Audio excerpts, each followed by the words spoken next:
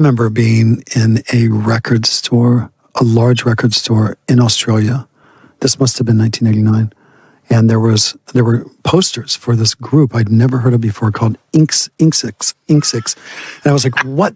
Like, number one, I'm like, these graphics are incredible. And what are you playing? I'm like, INKS'S, I've never heard of this.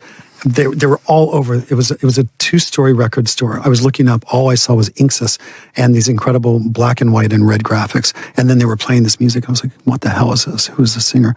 They're like, it's INXS. I'm like, who's that? I never heard of him.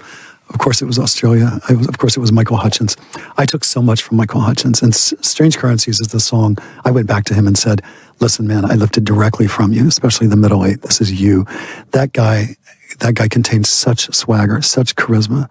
He, more than any singer, I think, of our generation, could pick up a room in one hand and drop them on their head without even thinking about it. He was just astonishing.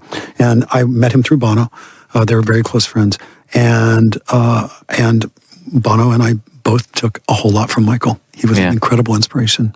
Interesting. And it's interesting thinking about Michael because he was from that same scene that gave us Nick Cave and all of those bands that emerged from that. And yet they took it in a more pop direction and got the global international success pretty well, in some ways, pretty quickly. No, probably because of Michael's amazing charisma. No. Yeah, and I mean, they had an insanely brilliant songwriter. I think the keyboard guy was the one who did most of the heavy lifting there, but that was a great band. But he was just incredible, and I had the opportunity actually before he passed away. I was like, thank you for that song.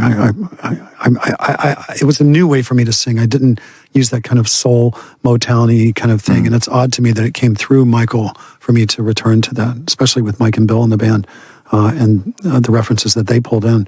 But it was a new way of singing for me.